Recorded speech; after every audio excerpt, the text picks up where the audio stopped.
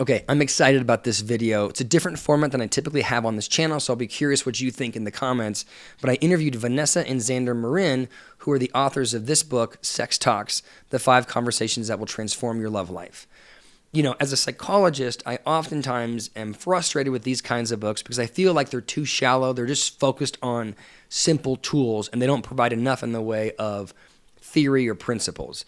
But I thought that Vanessa and Xander did a great job of really providing a lot of practical steps, tools, strategies, tactics that can be used to improve your conversations and improve your love life, while also providing the underlying theory and psychological principles that drive those steps. I thought it was really a balanced book, and the conversation was great. I will say I didn't agree with everything that Vanessa said. She suggested that the boob honk is not the best way to initiate sex. This is like my go-to move. But she says there are alternative practices that I might need to learn. I don't know. You posted I think it was a reel on Instagram, and it was like you were cutting garlic, which I want to know from a psychological standpoint, why are you cutting garlic? Like is the mechanism that we're going to want to see you cut all the garlic? Like, how do you just... It was a lot of vegetables, not just garlic. Oh, it was. But I hooked you in with the garlic, right? Yeah. I'm like, what's he making? What are we doing? Like, there's a whole thing. So, I mean, okay. I think that's what the kids call an open loop, right? You want to see what is going to happen, right? I don't know. I mean, we play around with just a lot of different ways to say what we have to say and to present our content. And you know, I think people like just seeing more than just you talking to the camera sometimes. So we try to have fun with we're cooking, we're getting ready, we're doing something, we're walking the dogs, we're doing something interesting. Yeah. It worked. I am still wondering what you were cooking. And the content was about, you said something along the lines of, you may often think that your male partner is only invested in sex because they want to release. But it's really that men have sort of been force-fed all of this shitty narrative that that's the only way that we can express ourselves. And really men are wanting connection, which is like not how I would have thought about it. If you had just said, why do you, David, want sex? I would have said mostly that's where I would have defaulted to. But it made me think that I may not really recognize exactly what's driving my desires or my behaviors. So can you talk a little bit about that idea that, if I'm hearing you right, that for everybody, sex is really about connection? Yeah. I mean, I think that, as men, we tend to be socialized to really just de-emphasize emotions. Like, the example of the prototypical man is like the strong, silent type, the guy that, doesn't have to worry about his feelings, right? The guy who's able to just handle it on his own. And so, yeah, when it comes to sex, obviously, we don't talk about it a lot. And we have this idea that we're not supposed to have very many feelings or needs or emotions, right? And so yeah, of course, it's hard to put together like, okay, yeah, what else do I want from sex other than a release? But I think the way that I would flip that around is like, if you are in a long-term relationship, there's a reason why you want to be having sex with the same person on a consistent basis and not just like, being out there single, hooking up. Like, if you want to have emotionless sex is available to men and to women. I think there were actually a lot of comments on that reel and some of the other ones that we've done about sort of the connection between sex and connection, where it's like, yeah, if I wanted emotionless sex, if I wanted connection-free sex, like I go down to a bar and meet somebody to go have sex with, right? So, I think that there's a reason why, even us men, there's a reason why we want to be in a relationship. We want to feel comfortable with someone. We want it to feel more intimate. And I think that the challenge for men is moving beyond the like, hey, I need to have sex in order to feel connected. But it's like, what's the next layer down? Like, what is the feeling that I'm looking for beyond just that connection? Like, I want to feel close to you. I want to have fun with you. I think being able to start to figure out what is that thing that it really feels like to you, and being able to share that with your partner, because especially if you have a female partner, they are much more likely to be able to understand that emotional language, and really, it will really land with them in a positive way. I feel like I have to keep you away from my wife. Like the level of depth in your communication there, Xander, would put me, I'd be in big trouble if she knew that was an option. Was there, Vanessa, so you're a marriage and family therapist, right? And then, so did you get into school originally knowing you wanted to do sex therapy, or did that like evolve for you? I did. My interest in sex therapy traced back to my parents trying to give me the talk, which, like most people, was horribly awkward and embarrassing. I did not know that sex therapy existed as a career when I was 11 years old, but that moment really stuck with me of feeling like, why was this so embarrassing? Why was this so awkward? I do want to talk about it. I do have questions. So when I got a little bit older, I just kept thinking about that moment and started to realize, I think this is my purpose on earth, is to help people get more comfortable talking about sex. So I always knew that I wanted to explore the sexual aspect. And I basically was trying to figure out what's the best foundation and training for me to help people with this. So for me, going the therapy route and getting training and, licensed felt like a great way to be able to work with people on a deeper level. Okay. So what happens when you come home? Like I also have a marriage and family therapy degree. So at least for my program, like day one, you're thrown in there and you're getting exposed to different populations. So I was at community mental health centers, mostly that. And I was thinking like, oh my gosh, this is not what I want to do. But everybody, my family's all going like, well, David, what are you going to do with your degree when you graduate? So you must have come home and been like, Mom and Dad, it's going to be sex therapy. How did that land? It actually landed really well. I got to give myself my parents credit, because they came back from that awkward talk real well. They did. I mean, they both recognized, hey, we did not grow up talking about this openly. For each of them, even having that very brief, very awkward conversation with me was a huge leap from what they had gotten from their parents. So for them, it was already really big. And it's amazingly opened up this door to, I think, a lot of healing of their own embarrassment and shame. So over the years, we started talking about sex more openly. They talked to me about things they wish they had shared with me when I was a kid, or, ways that they wish they had reacted differently. And now we've gotten to the point where my parents have our guides. They give us feedback on things. They show up on our Instagram sometimes. Yeah. Oh, they do? Yeah. Oh, they have a whole highlight on our Instagram. Yeah. Vanessa's dad will occasionally be convinced to give a sex tip of the day, which is always very entertaining. So it's actually been really cool to be able to talk about it more openly with them, and it's helped me heal some of my own shame and embarrassment, help them. So it's maybe I know a little bit too much now about my parents' sex life, but I'm really grateful for it. And then for you, so then you must have, I mean, Xander knows what he's talking about, but it wasn't like you, this was not originally your career path, right? Oh, no. You started doing operational work for Vanessa and then joined. Am I tracking that correctly? Yeah, that's absolutely correct. I would have laughed in your face when back when I was 22 when Vanessa and I met, if you were to tell me that I was going to be doing this. But yeah, so when I met Vanessa, she had not gone back to grad school yet, but she still was very clearly like wanting to be a sex therapist.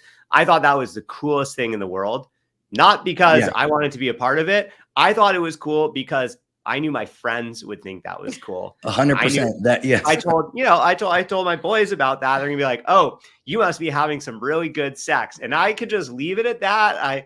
Great. They're going to think I have great sex. I don't need to talk about it. I don't need to open up any more than that. They're just going to know that. Right. Now that only took me so far. the reality was that when we, after a couple years, kind of life caught up to us in terms of, getting busy. We weren't having sex as often. Things used to feel really hot and heavy, and then they weren't hot and heavy anymore. And I did not have any of the tools to know how to deal with that. And I mean, neither Vanessa didn't, being in the field. Yeah, Vanessa didn't either. And so, it required us going to some couples therapy, and, that helped a bit. And we had to kind of figure a lot of things out on our own. So over a number of years, we slowly started piecing together like how to do this right. So yeah, but then fast forward, like Vanessa was building up her business. It was hers at the time.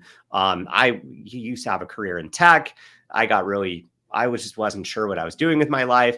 I quit right around the time that her stuff was starting to take off. So I just was helping out here or there, almost like as a consultant at first. And I slowly worked my way into a full-time job managing the back end of the business. And then Vanessa slowly was pestering me like, hey, it would be really cool if you got behind the camera. Like we could talk about our own relationship a little bit. And I was like, oh God, like I've seen you study all these years, go back to grad school, get licensed, build up a private practice, build up this online business. Like I got none of those qualifications. And, I just have the lived experience. And she's like, no, that's the thing that people want is the lived experience. Like, it's one thing to hear something from an expert, and it's another to hear from, an expert and her husband who've been through it. So I slowly did more and more of that. It was really uncomfortable at first, but often it's pushing ourselves to do the uncomfortable things that really end up being the most rewarding. And at this point, we got a whole team that work with us so that Vanessa and I can just show up and kind of do content like this together.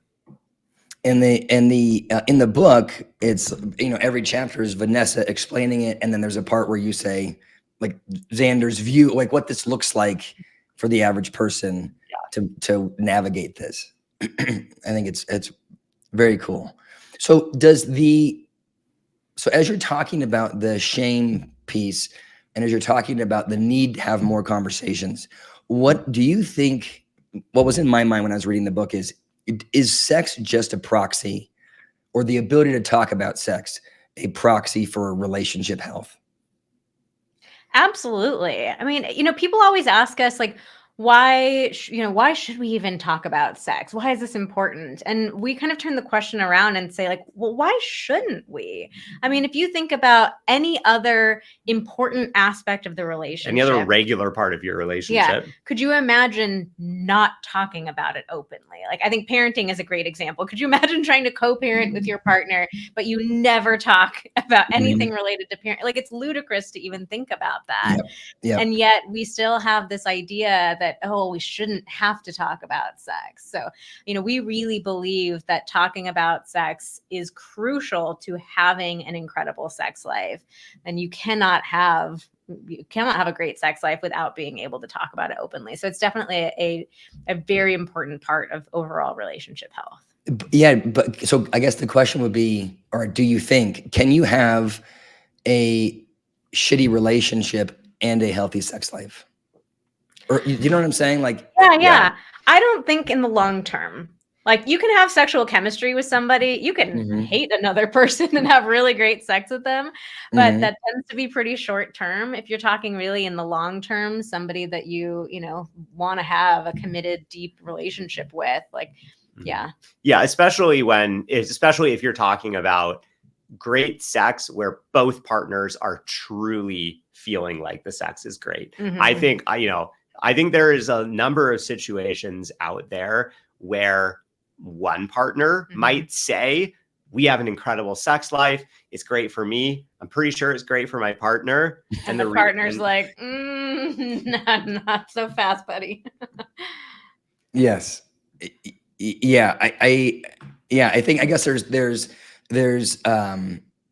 phases to the relationship, right? So in like that lust phase, I would imagine that, I think the lust can mask a crappy communication or mask a crappy relationship. But if you're 5 years into a marriage, at that point, you have to, like, I guess what I'm saying is the conversations that you're talking about in here work for everything, right? It's not really sex specific. For anything that's important, you should be able to openly talk about your view and your perspective without shame.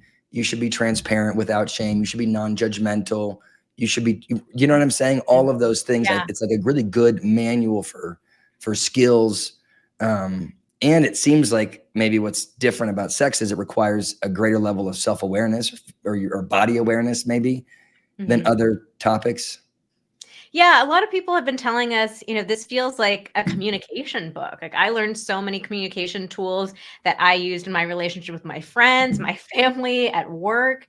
And I do think, if you can get comfortable talking about sex, you can talk about anything. So there are a lot of great like overall communication tips in the book. And not only that, I think the 5 conversations that we lay out in the book, not only are those, the categories of those conversations, not only are those important things to talk about, but you can also apply each of those conversations to like the physical doing of your sex life and your relationship when it comes to, what it is, working on your technique, making sure both partners are feeling as much pleasure as possible when it comes to figuring out how you start trying new things. So there's a lot of layers to it. And what we found after writing the book was that, we could kind of categorize all the like courses and guides that we offer into the 5 conversation categories as like, this is actually, if you go through this in this order, like,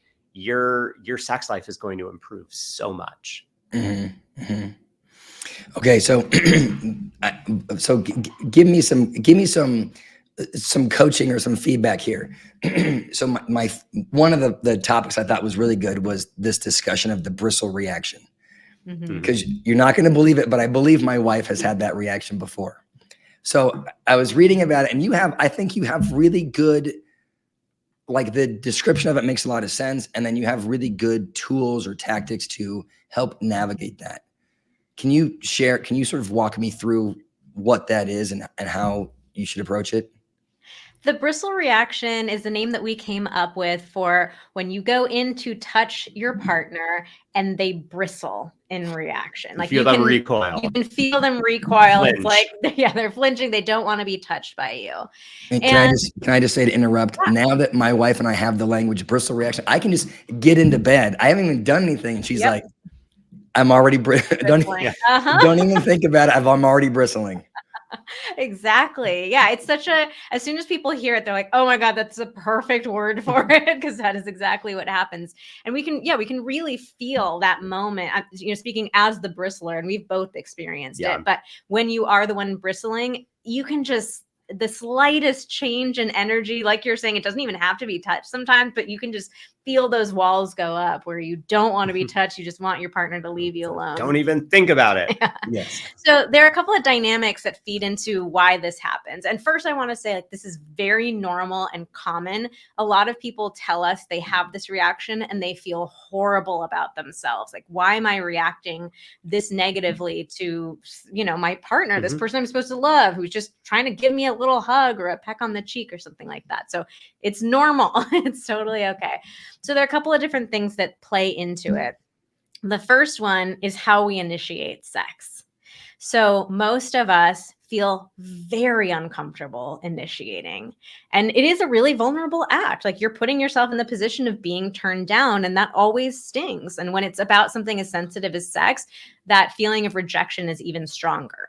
So a lot of us learn to initiate in these roundabout ways. So the classic ones we hear about is, your partner comes up behind you and they start off giving you a hug, but then their hands start to drift a little bit lower. And you can pick up that exact moment of like, I see what you're doing here, buddy. You're not fooling anybody. So it's this unspoken dance that the two of you are doing where you both know what's going on, but you're not fully acknowledging it. And that can feel really uncomfortable. Yeah. So then, of course, you start developing hypervigilance around this thing if it keeps on happening over and over. It also gets made worse because most couples in long-term relationships don't really touch each other very often. Like, if you really stop and think back to the rest of your day today, can you think of having, moments of like really meaningful touch with your partner. Most people can't. And so we start to create this connection between, oh, well, we only touch each other when we want sex, so it feeds right back into that initiation thing. You get the sense of, you're not coming to hug me or give me the back rub. Like, that's not for me, that's for you. And then making it even worse, a lot of times we're actually touching each other in ways that we don't like. So you're going in for, a classic one is the guy going in for the boob honk. And we have polled women. I found like two women. This is a favorite move of mine. Okay, sorry, go ahead. Yes. I found 2 women who are like, I actually kind of like the boob honk, but most women absolutely hate it. So a lot of times we, because we're so uncomfortable with all these things, we're actually touching our partner in ways that they don't like, that don't work for them. So of course they're, like, oh, don't touch me like that. The reaction comes up. So the solution is to do more touching without the agenda. Yes. More non-sexual touch. But I have a problem. Here's my problem with that is the non-sexual touch, that which you talk a little bit about this as far as getting things going, but that then now I'm really wanting to get going because I'm engaging in the non-sexual. It quickly turns sexual. Yeah, it's allowed to turn, like, you're allowed to feel desire for your partner. Like, you love each other. You've chosen to be with each other. Like, it's okay to feel desire for your partner.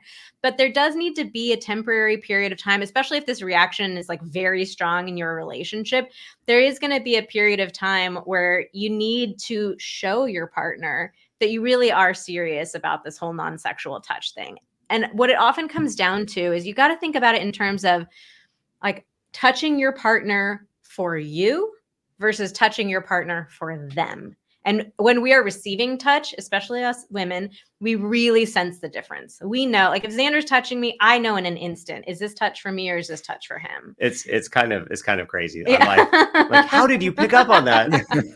So again, like, it's okay to get turned on and to feel desire for your partner, but you really want to convey to your partner through like repetition. And sometimes it's even just saying like, okay, we're going to do that little non-sexual touch exercise that Vanessa and Xander recommend.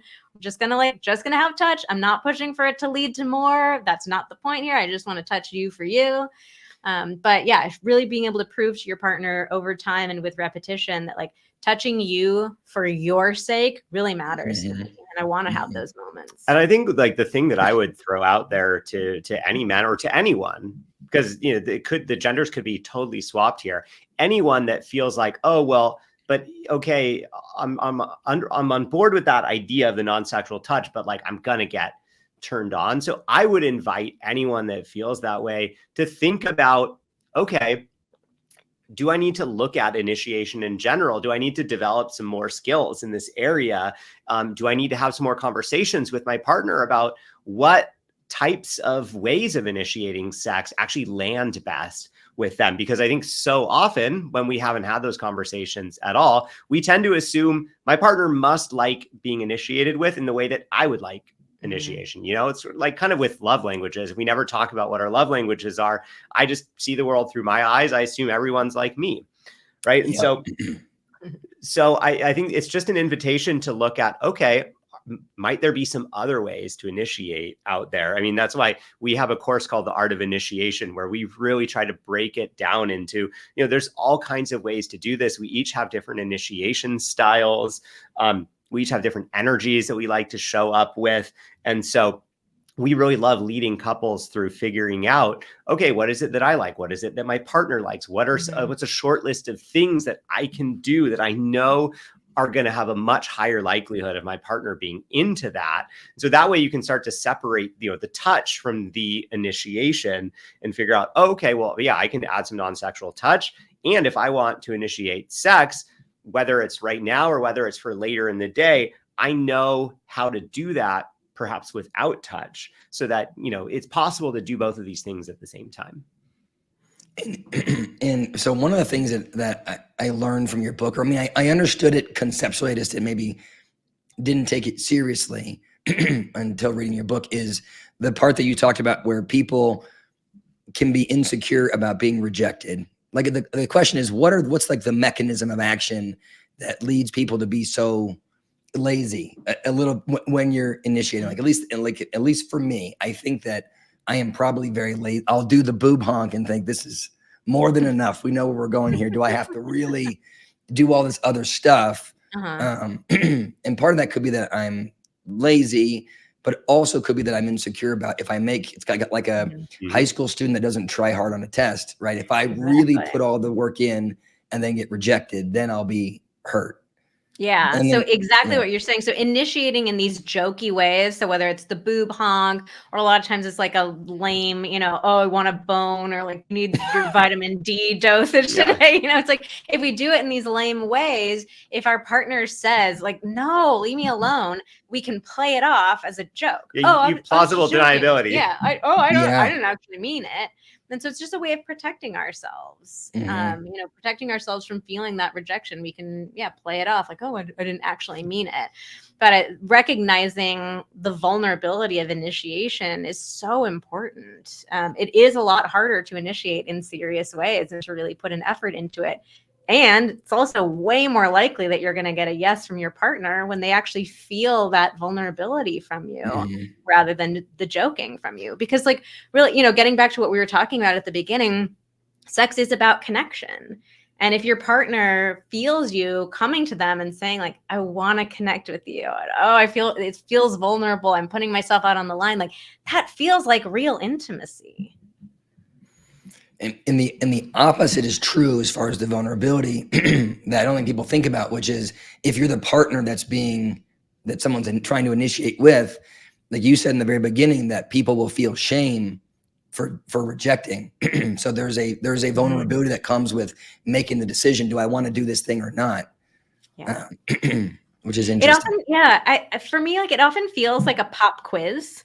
Like times that Xander initiates, I sort of feel like, oh my God, I'm on the spot. And I feel like I've already like lost in a way. Like I'm not turned on magically in the exact same moment that he's turned on. I'm already behind. I've already like not doing my job. So it's just going to bring up like a lot of stress and anxiety for us.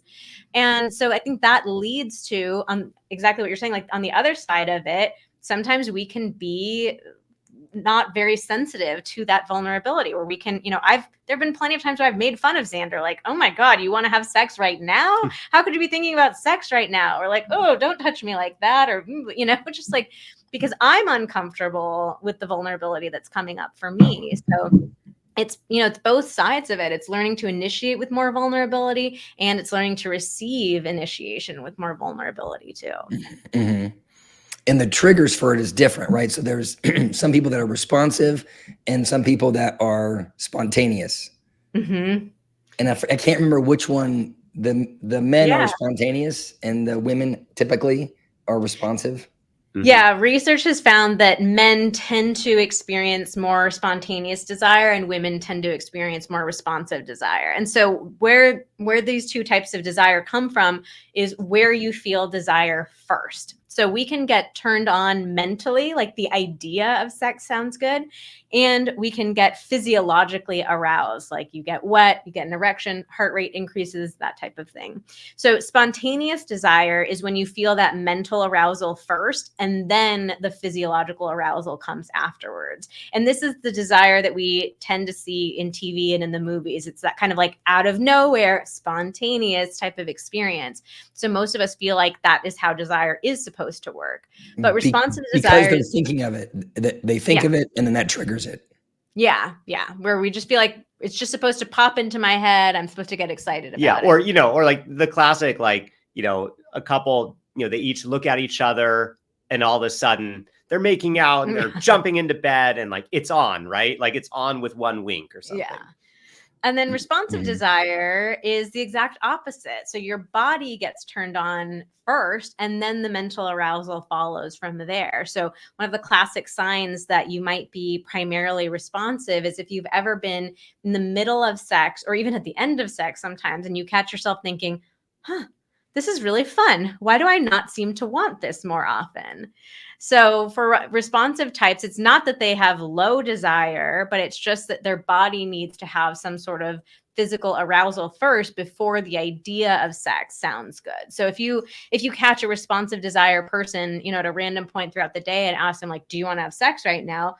The vast majority of the time they're going to say no, because nothing's been happening to their body yet. You're appealing to their brain when you actually need to be appealing to their body first. Yeah. So once we understand that, it brings like the next real question is, okay, so, ask yourself, if I'm in a relationship with if I'm spontaneous and my partner is responsive, have I been asking the right question? Like, do you want to have sex right now the right question that is going to have the most success of landing positively with your partner? And the answer is probably not. So we got to start thinking about what are some different questions or some different actions that we can take that are going to more cater towards someone with a different type of desire than you have. That was a much healthier response to that than I was thinking. I was thinking, well, if she is responsive, then the boob honk or something, not the boob honk, but so then what, like, do you know what I mean? Like, intuitively then, doesn't a massage work because it allows them to get turned on by something?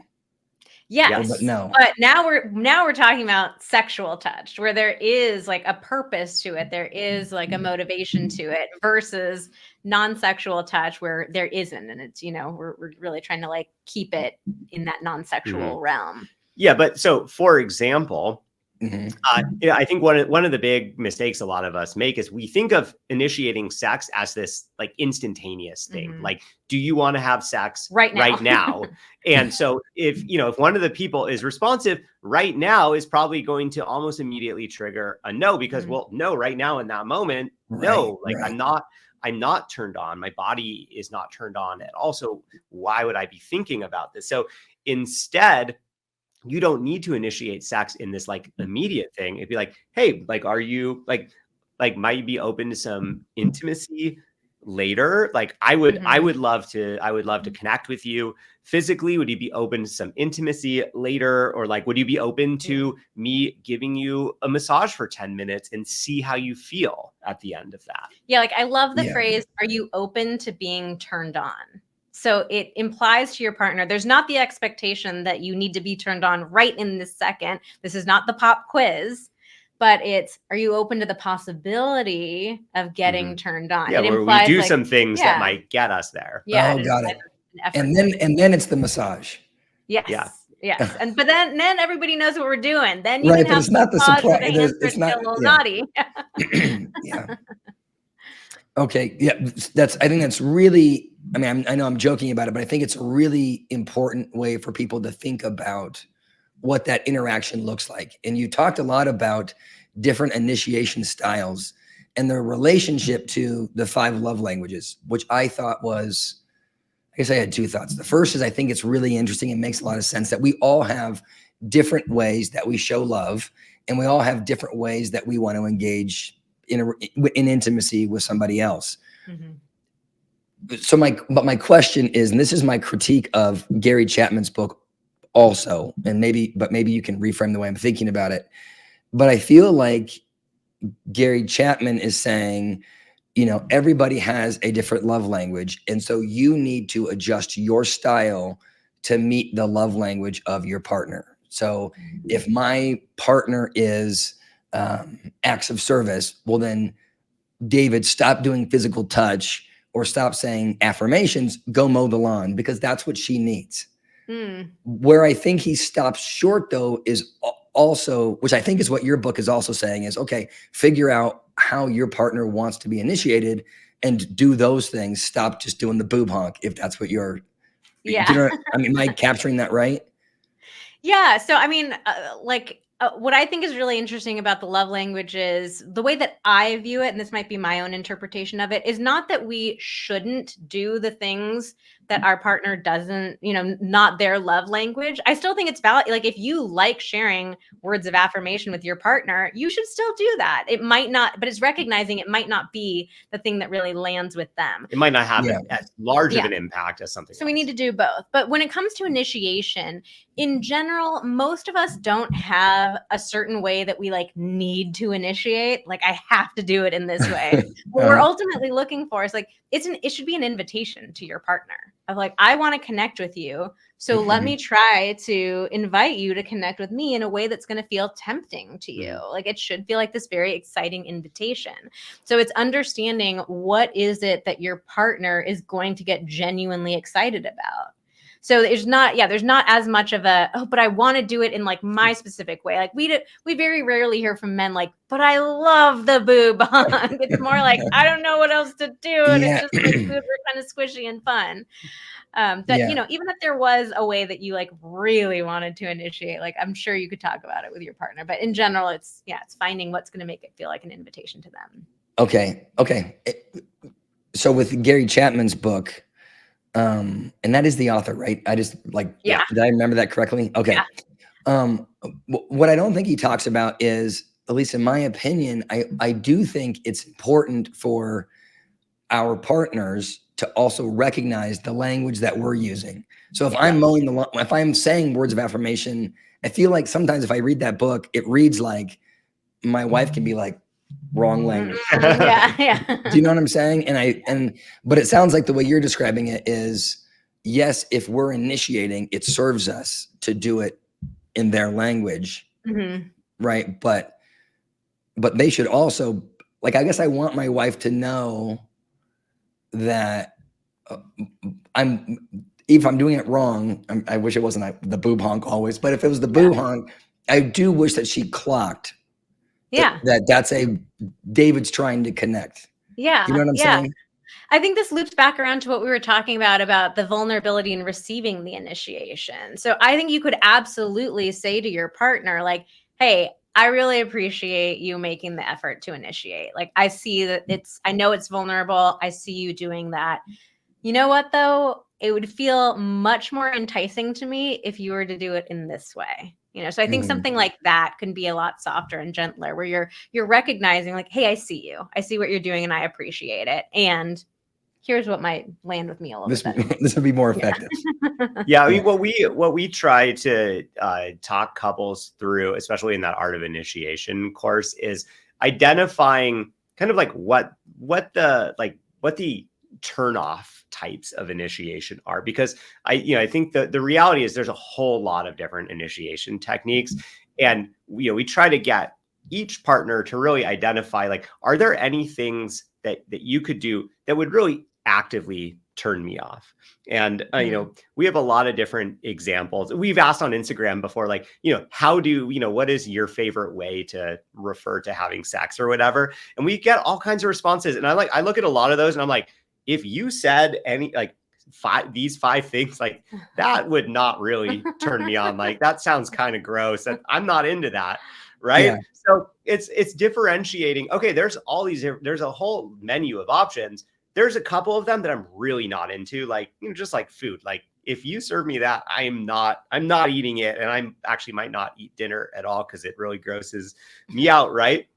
But there's a bunch of other menu items. Obviously, I have my absolute favorites, but like, of course, we can have the other stuff sometime. So I think it's being able to differentiate. Okay, is the boob honk something that my partner really truly dislikes? Like, it's actively turning her off, and I am going to have less sex with her if I am doing that, versus this isn't really her default way of it. But, if she understands that that's something that you really like, maybe in times where she wants to have sex, maybe she can invite you to do it, or something like that. So it's not about like, no, you can never do any of the other things that aren't your style.